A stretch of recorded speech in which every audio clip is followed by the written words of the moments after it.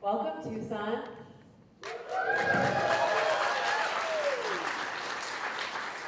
My name is Natalie Brewster-Wynn, and we are Cirque Roots. The show you're about to see has been a real journey for us. It's been a journey of writing and researching and learning and trying to synthesize, everything in the entire universe into a cohesive, clear, and entertaining show. It's a grand experiment, and we're really grateful for you being here with us. And please note there will be a short 15-minute intermission in the middle of the show. And after the show, there will be a short postscript from myself and the other co-creator, Stephanie Cortez. So please enjoy the show, and I hope we illuminate, educate, and inspire.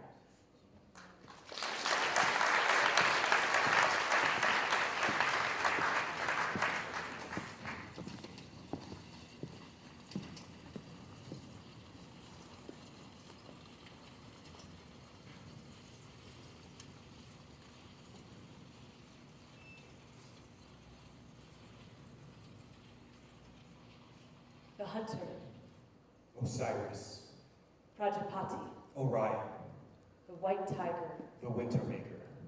brightest of constellations in the winter sky. They were chasing your daughter. You were hunting in the woods They were swimming in the sea. until the arrow pierced you. The scorpion stung you. Your lover shot you, Your tail turned white. and And you you were were placed in the sky. There in the sky, your stars were seen by many peoples, many cultures. Your parts were identified. A belt was also the three Marias. 3 zebras A spine. and a staff. But you, as a whole constellation, Never have you been a woman. Until now.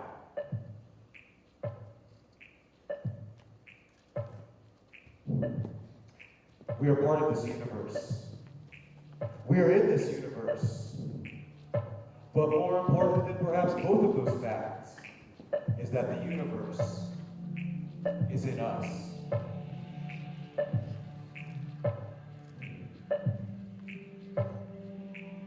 We didn't wonder about the why of dirt, for it stained our skin, fed our roots, consumed our dead into its warm and percolating oblivion. Because dirt is closer, catches us when we fall. Carbon, solid, vital.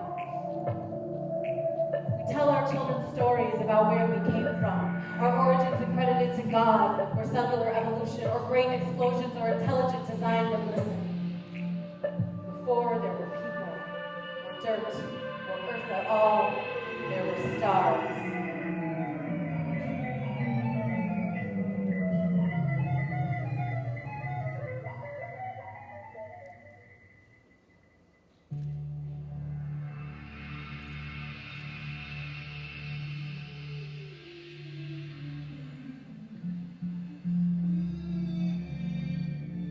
Grit, particles.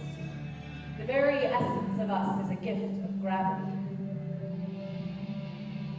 of dancing dust coalescing. Life is an experiment of chemistry. Earth is its laboratory, but not its source. As well as we can know anything that is certain or true, our birth begins 13.7 billion years ago through the interminable dark ages of the universe. Somewhere near absolute zero, in relative stillness and unimaginable cold, matter behaves in strange, uncanny ways.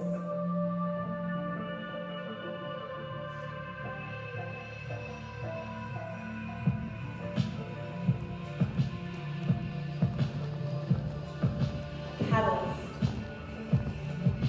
turbulence, perhaps a shockwave from a supernova or some unnamed deity shifting in their seat sets a nascent universe in motion. Atoms reacting to a mysterious attraction together, moving imperceptibly together, populating space together, becoming more confined together, creating increasing densities together, great masses of particles together, attracting more And more. and more And more. and more And more. and more And more. and more And more. and more More. and more. Stardust. together until gravity. This takes billions of years.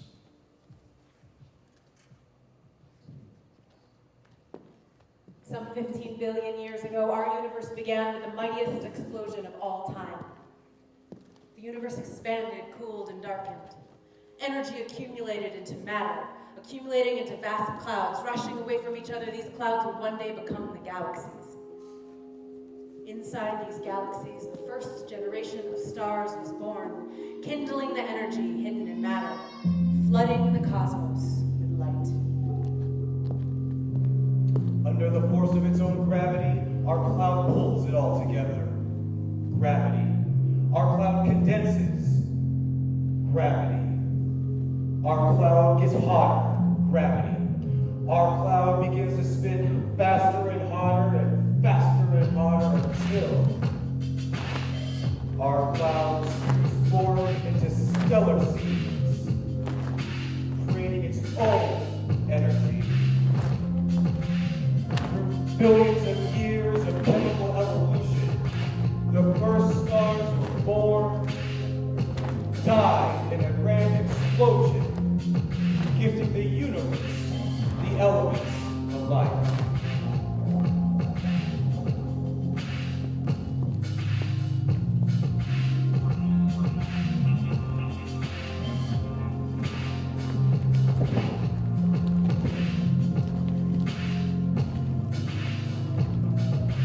Gravity, energy, pressure.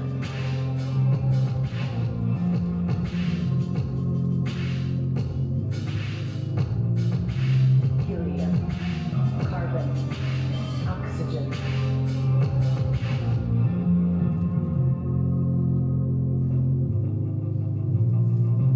Chemistry, connected, consciousness. We are all the same.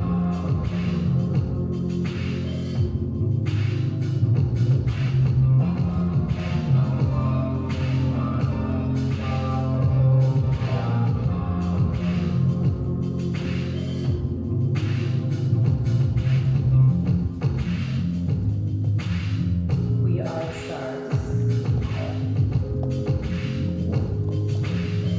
We are chemistry.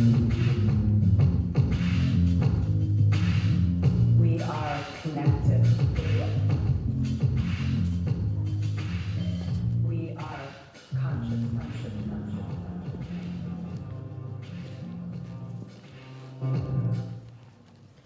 A short list of things we struggle to comprehend. The time it takes to become a star. The number 10 to the 21st power. The sound of love leaving. The probability of no and the certainty of yes. The intimate closeness of death. But the journey to infinity begins, but never ends.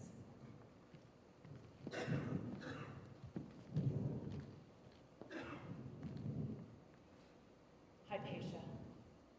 My name is Hypatia of Alexandria. When I was young, my father taught me to look at the stars. While much of Hypatia's life remains a mystery, we know she was born around 350 AD. I was one of the first women to study formal astronomy. I eventually became the head of my own school, a prominent philosopher and political advisor. She was known to be very wise and became quite popular, acting as a bridge between Neoplatonists and Christians. In my time, these two groups were in constant conflict. Rome was attempting to run a secular government in Egypt against the powerful Christian church.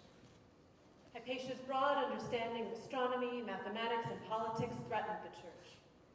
My calculations of the vernal equinox and the timing of Easter undermined the church's authority. I had political influence. People listened to me. In March of 415 AD, the Parabolani, the bishop's bodyguard, once accosted Hypatia's carriage in the street. I could hear them coming. Men were shouting. The bishop had been spreading rumors about Hypatia, trying to sully her name and gain power. They dragged me from my carriage. Where are you taking me? Stop! Let me go! He most certainly ordered the attack. It was a well-timed political maneuver. They stripped off my clothes, They stripped off her clothes, dragged me into a church, dragged her into a church, beat me. murdered her, I died. tore her body apart. and then they burned my body in the streets. Her murder shocked the city. An investigation into the bishop was performed by Rome, but he bribed his way out of any real punishment and within a few years had taken control of the city. The church attempted to capitalize upon my death, spreading further rumors and slander about me. But they didn't succeed in erasing my legacy. I had no children, nor many surviving written works, but 2,000 years later, I'm still here. The story of Hypatia has inspired generations of feminists, artists, historians, and astronomers. Her name lives on in films, books, and planets. I'm an asteroid belt, a lunar crater, and an extraterrestrial rock. The Hypatia stone is covered with microscopic diamonds, and just recently researchers determined it may likely have been formed long before our solar system, when the universe was first taking shape. It may hold the key to understanding the formation of our solar system.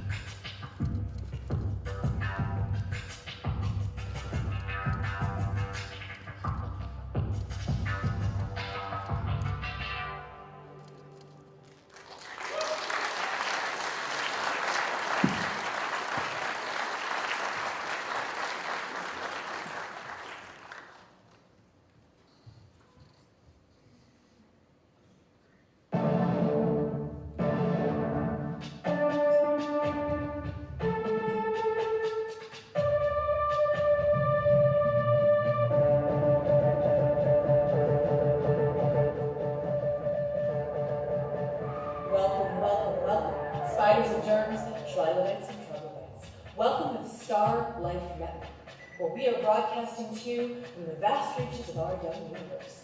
I'm Vera Rubin. This broadcast began 2,700 years ago and traveled at the speed of light through the great vacuum direct to your senses. All around us, galaxies are forming, clouds are condensing, and we're here checking in on protostar E520 in NGC 1976 in the Orion Nebula. We've been tracking E520 for 6 million years. Let's go down to our interstellar correspondent, Harvey Banks, to really break it down. How's the weather down there, Harvey? Well, hello, Vera. It's Harvey Washington Banks here, and I'd like to go ahead and just say that we're waiting for these protostellar rings to clear up that extra gas so we can go ahead and take a look. Now, we've been watching the progress of protostar E520 for the last 6 million years, and let me go ahead and tell you, it has been quite the ride. Now, but we finally got some exciting news. I'm hearing here first that it looks like protostar E520 is ready to turn on into a cosmic event. The temperature is rising, and when we reach 10 million Kelvin, it's starbirth time. Oh, the clock is ticking, folks. Hey, stay with me. This is just thrilling.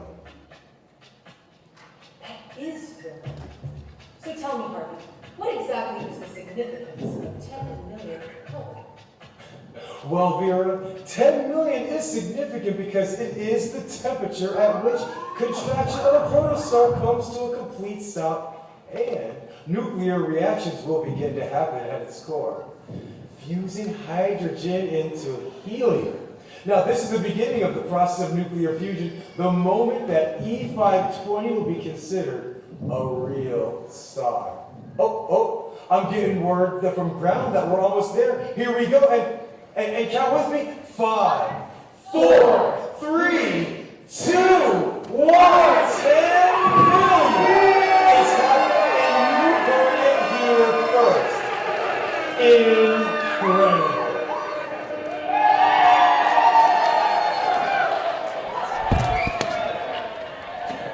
Well, protostar E520 has officially turned on.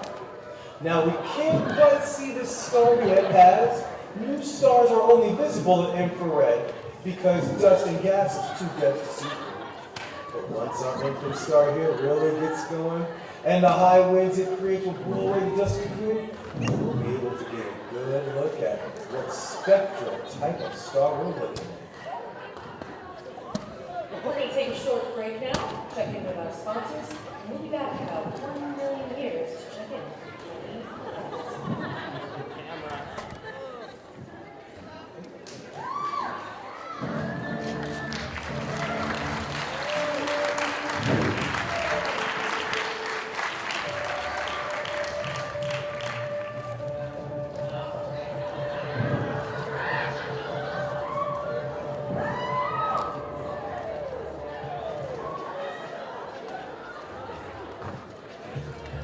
It's been 1.2 million years and E520 is visible.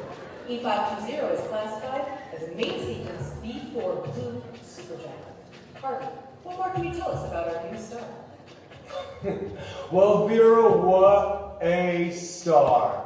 It's hot, it's massive, and this baby is gonna fuse hydrogen and helium like a boss. Now, for all you Earthlings out there, E520's mass is 6.5 times larger than the sun, and a whopping 800 times brighter.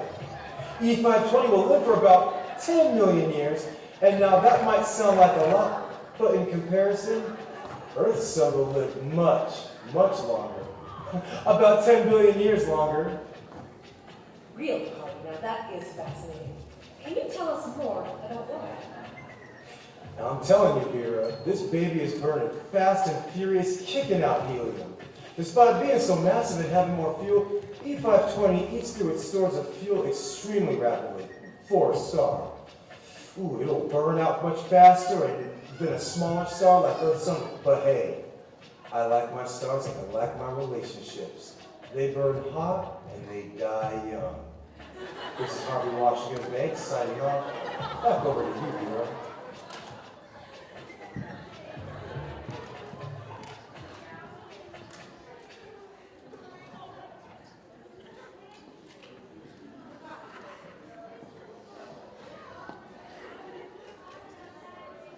So in all this burning and fusing and energy and power, stars are great creators, the hardest workers in the universe. Stars are factories.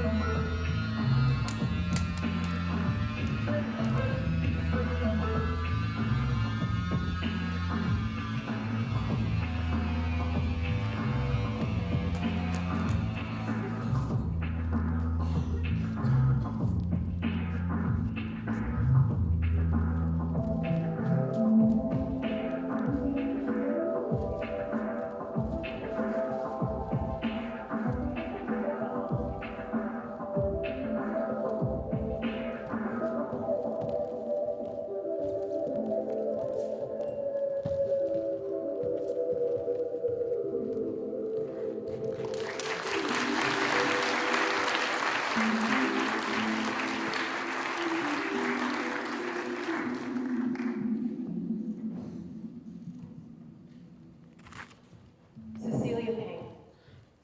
My name is Cecilia Payne. When I was young, I wanted to know everything about the world around me, the classification of natural objects. I had an affinity for analysis. At her girls' school in London, they only offered botany, so that's what she studied. But being brilliant, she won a scholarship to Cambridge in 1919.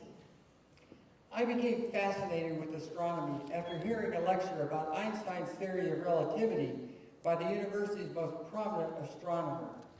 I completed my studies, but at that time, Cambridge didn't award college degrees to women. So, I won a fellowship to Harvard and went to America hoping for better opportunities.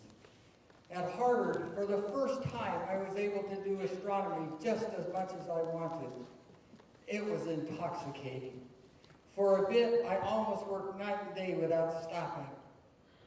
At Cambridge, there were always lectures to attend and things to study, and one had to keep up with one's own studies. Lights had to be out at 11. You were permitted a candle, but who can work by a candle? In the 1920s, astronomers couldn't explain why the appearance of stars varied so widely. They assumed it was because stars were made up of different elements. Have you ever noticed that stars have different colors? If you haven't, the next time you look at the night sky, consider the constellation of Orion. It has two notable stars, Rigel, a blue supergiant, and Betelgeuse, a red giant. An observer from Earth can see both the blue and the red. For millennia, astronomers struggled to understand this difference in colors. I discovered the real reason. The apparent difference in colors is due to different ionization states, not because they are made of different things. All stars are made mostly of hydrogen and helium. This was a completely new finding, and one that was met with extreme skepticism and derision. My superiors, all of whom were men of course, told me I was wrong, told me not to share my findings, made me include a statement that I was almost certainly incorrect.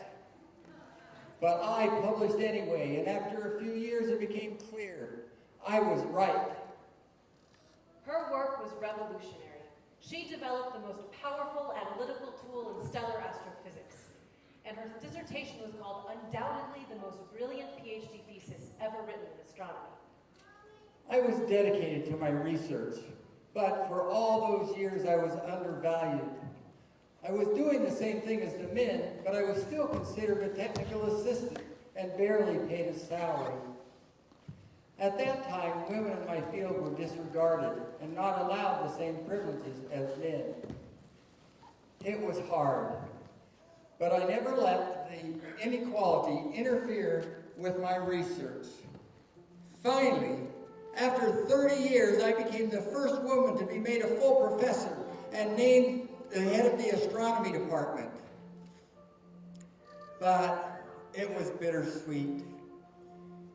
In spite of the difficulties of being a woman in science, nothing can compare to the emotional thrill of being the first person in the history of the world to recognize how something physically works.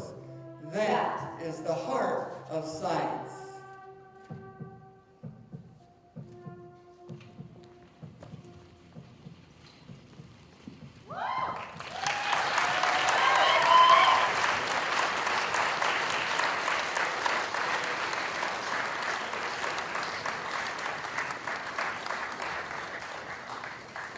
We're now going to take a short intermission.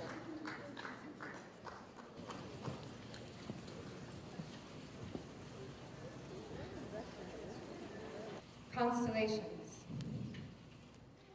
Many of the constellations aren't obvious shapes, and constellations themselves aren't exactly real. They're just the way distant stars align themselves from our vantage point here on Earth. Still, people have always looked to the sky for stories and insight about ourselves that teaches us how to live here on the Earth. In 1930, the International Astronomical Union established 88 constellations, with definitive boundaries clear outside the visible stars of an asterism. 88 pieces of a puzzle that fit together to form the night sky. Like many classifications in the world of science, these decisions and divisions of the celestial sphere were made by a small number of men from a small number of industrialized nations.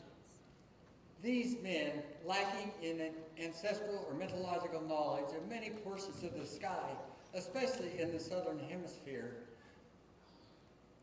filled in these gaps themselves. They named these portions of the sky as they saw fit. The stars have always meant different things to different cultures, but much of this global story was erased by the androcentrism and westernization of science. In many parts of Africa, the Big Dipper is known as the drinking gourd. Slave ships brought not only bodies, but memories, cultures, and the names of stars.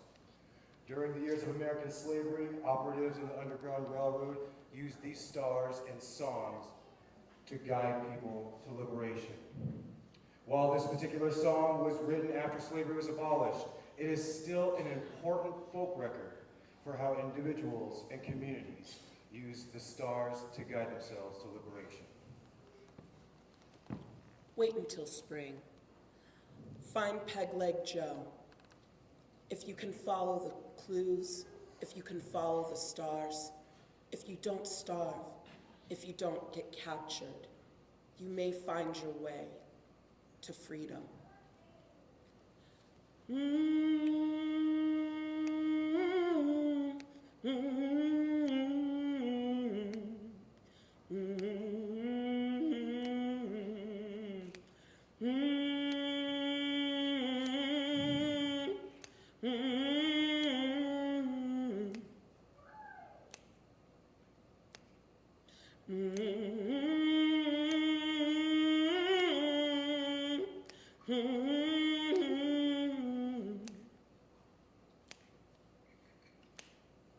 When the sun comes back and the first squares call, follow the drinking gold.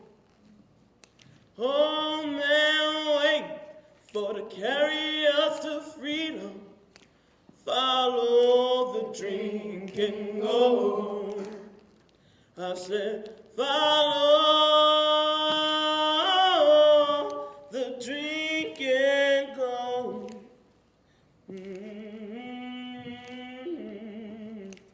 Follow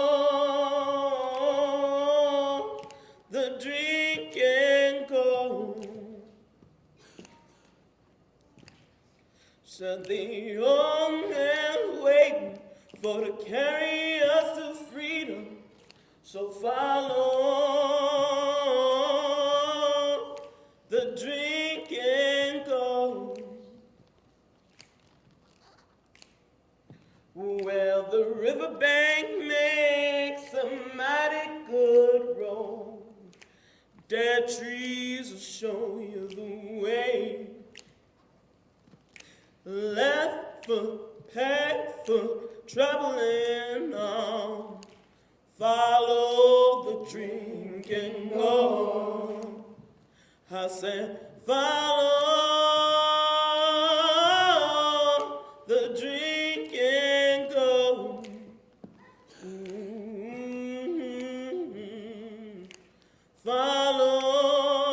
Follow the drinking go.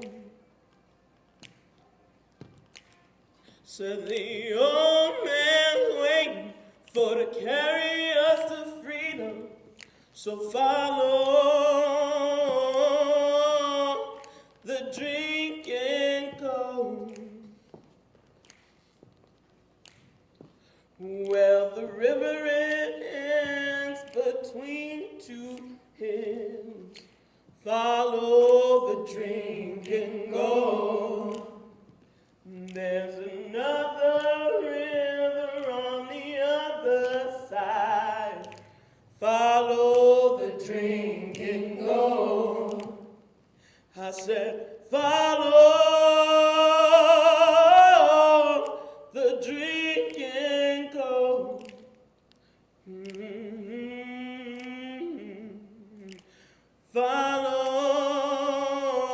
Follow the drinking go.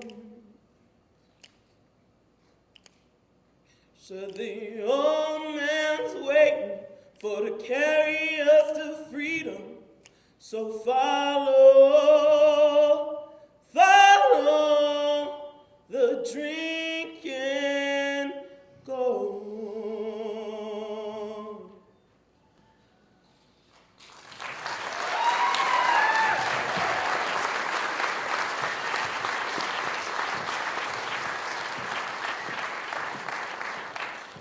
The Pleiades. My sisters, I have seen the wolves calling. My sisters, no man comes for us.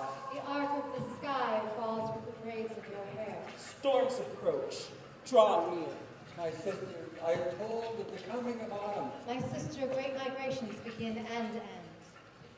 Birds tell the stories, travel the valleys, and rest on the peaks beneath your gaze.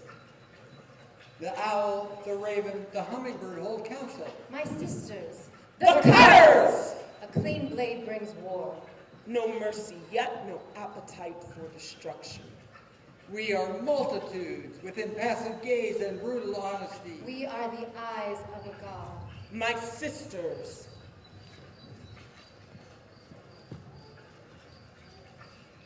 when we rise, the winter comes. Earth sleeps, I lie my tent of leaves. Today we hang low and close to the horizon.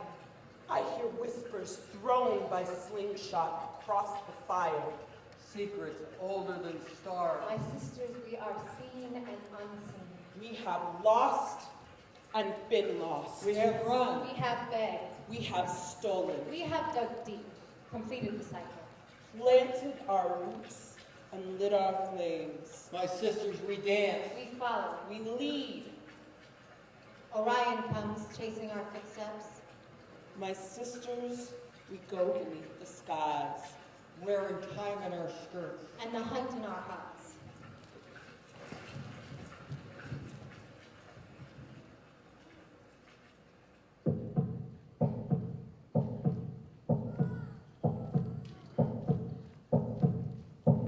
I invite you to join us on a journey into the future.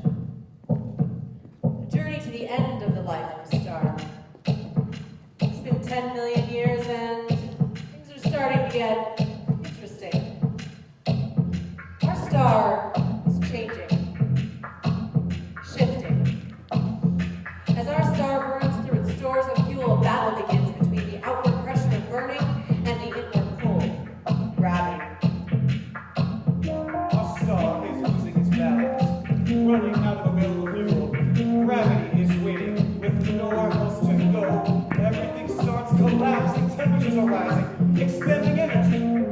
Its core is contracted, falling in on itself, degenerating, succumbing to the extreme forces of gravity.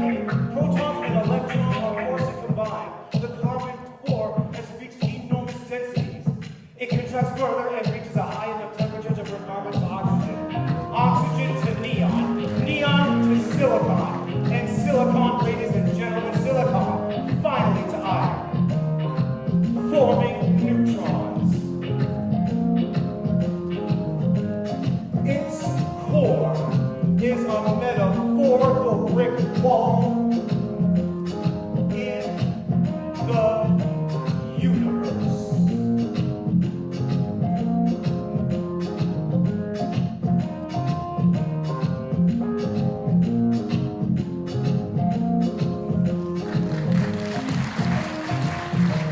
Shrinks in a matter of milliseconds to the size of a city. The floor is swept out from its outer layers, and suddenly, matter violently rebounds.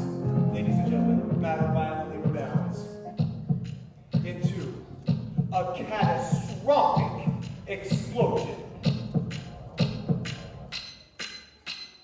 The body of our star is gone. All that is left in the core, a supernova. Our star violently injects its matter into the universe, a supernova. An explosion so powerful, its core elements are destroyed, a supernova. For one brilliant month, a single star burns brighter than a whole galaxy of a billion stars. A supernova, the fire in that becomes the fertile distribution of the building blocks of all life in the universe, a supernova. The death process of a star, a supernova. That was once just a single star, a supernova, becomes the birth of another. A supernova becomes infinite possibilities. A supernova becomes another star. A supernova becomes another planet. A supernova becomes another life. A supernova. Supernova.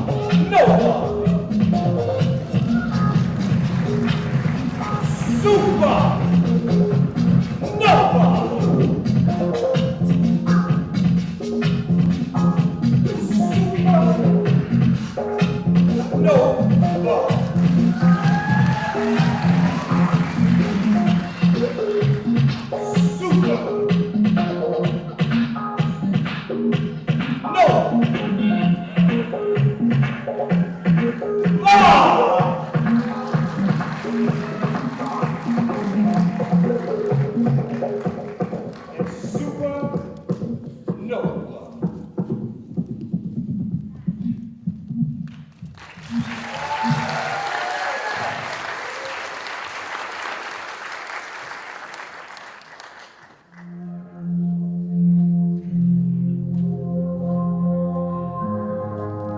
One carbon atom, no longer welcome in this aging star, shed the spaces between the stars.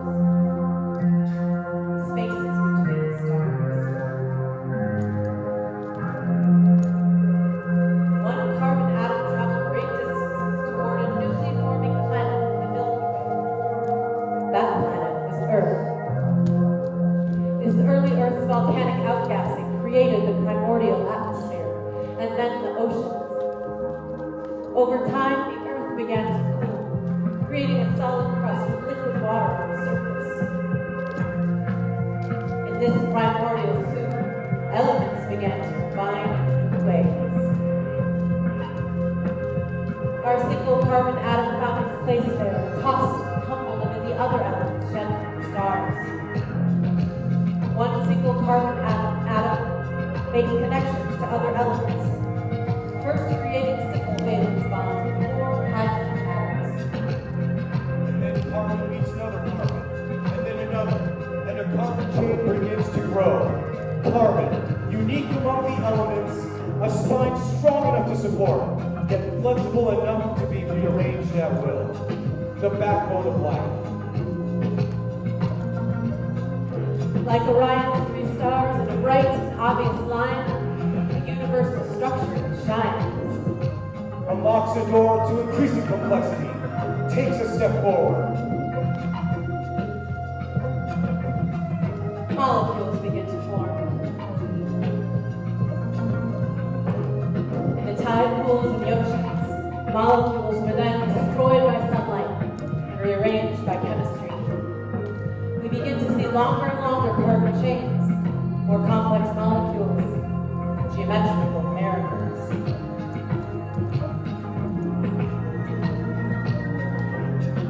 One day in these natural experiments, a molecule arose that quite by accident was able to make crude copies of itself.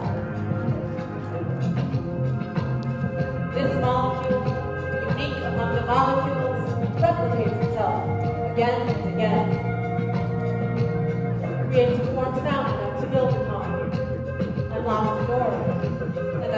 forward. As time passed, self-replication became more accurate.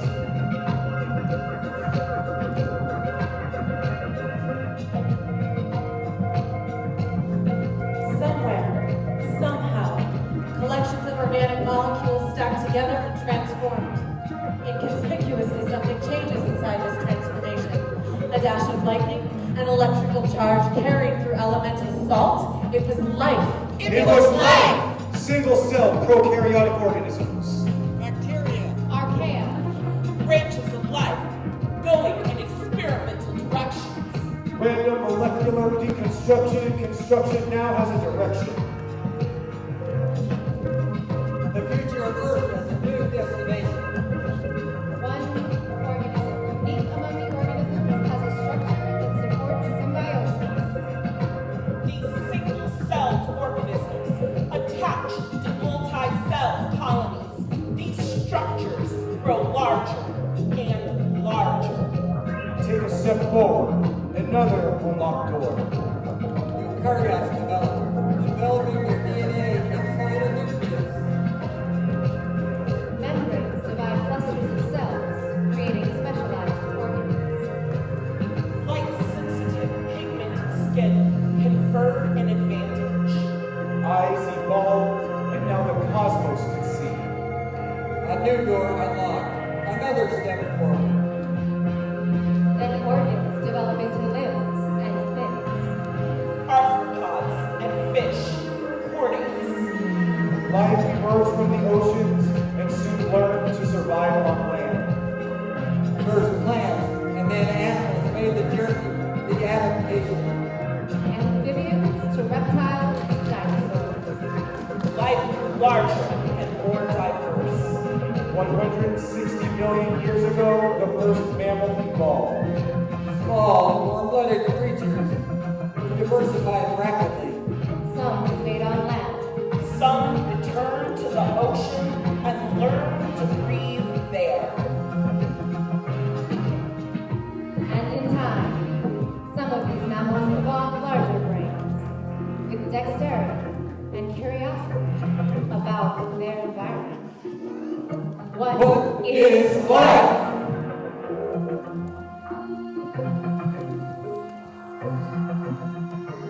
It's controversial.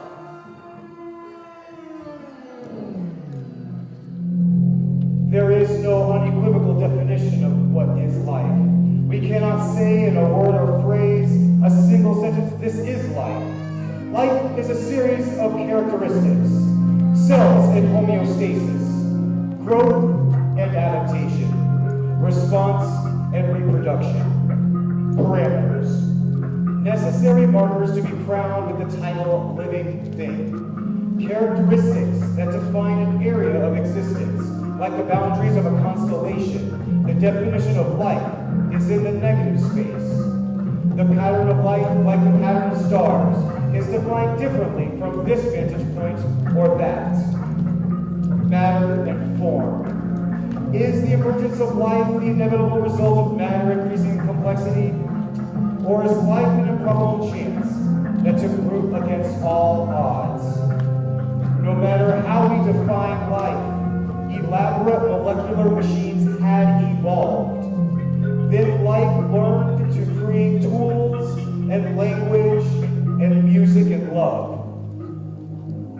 Star stuff.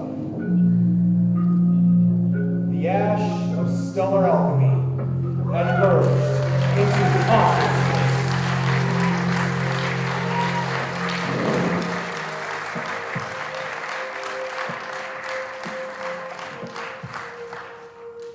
Every person we know, Every being we inhabit, Every quality we embody. Every molecule is made of stars. the majesty of oceans, The beauty of rainforests, the breath of a lover. The familiarity of home. life, this indescribable thing. life, something we can know with certainty and yet struggle to define. Life, our greatest evolutionary accomplishment and greatest vulnerability. Life Life is stardust. is As the ancient myth makers knew, we are children equally of the earth and sky. Which aspect of our nature will prevail is uncertain. But up and in the cosmos, an inescapable perspective awaits. National boundaries are not evidenced when we view the earth from space. Fanatic ethnic or religious or national identifications are a little difficult to support when we see our planet as a fragile blue crescent, fading to become an inconspicuous point of light against the bastion and the citadel of the stars.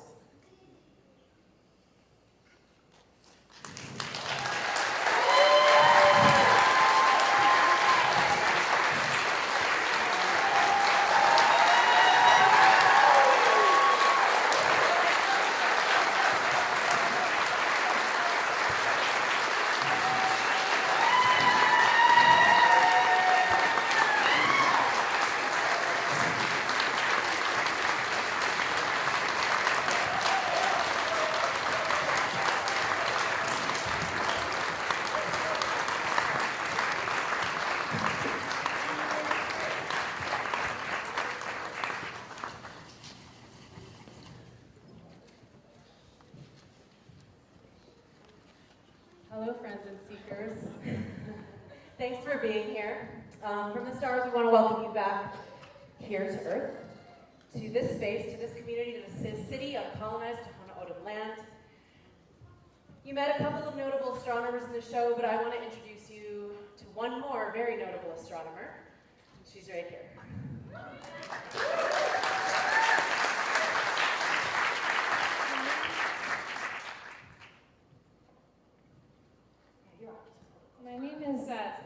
My name is Stephanie Cortez, and I'm a woman of Native American descent, a business owner, a teacher, a circus performer, and an astronomer. Exist was born from my two deepest passions, art and science.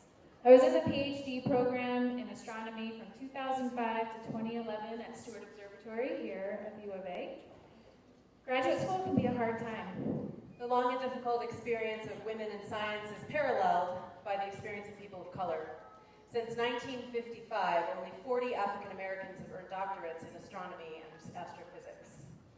I had been in school studying physics, math, and astronomy for 11 years, and I was not living the scientific dream that I had in mind. The job market is challenging, and I didn't know what else there was to do with my skills, so I quit. I just quit. One day I left, and I started a circus company with my best friends.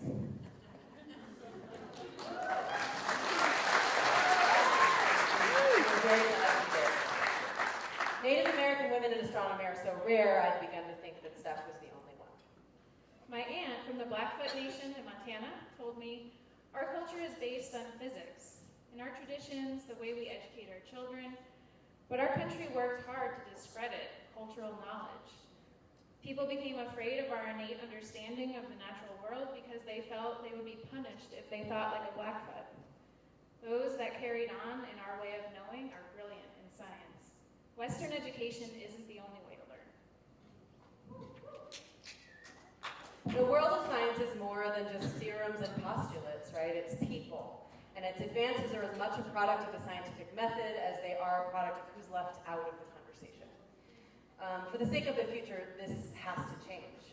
The preservation of our planet depends on more than Western science. It depends on the intrinsic knowledge of people still connected to the land. It depends on education, compassion, and understanding.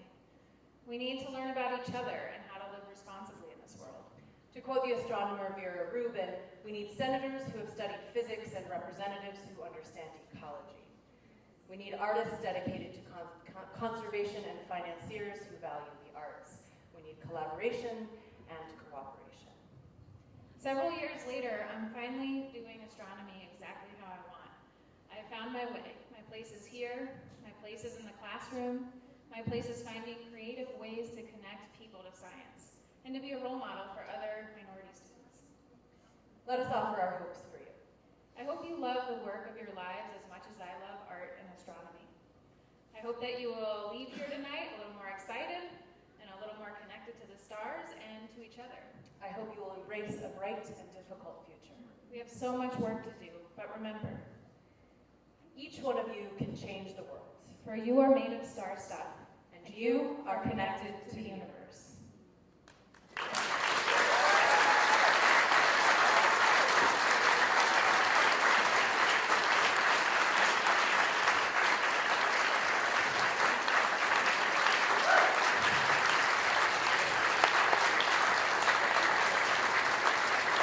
Thank you for being here, Tucson.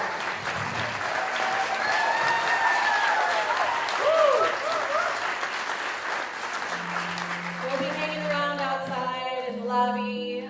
If you feel so inclined and you were excited about what you saw and you didn't pay a lot or you want to pay a little more, there's a gratitude rocket that Zoe's mom made us. It's really cute. You can put your dollars in there. And please do fill out the surveys that you have in your program. It's interesting for us, but it also helps us apply for grants. So I know it's a little, demographic questions can be a little awkward, but it really does help us. And thank you so much for being here. We are Cirque Roots. Have a wonderful night.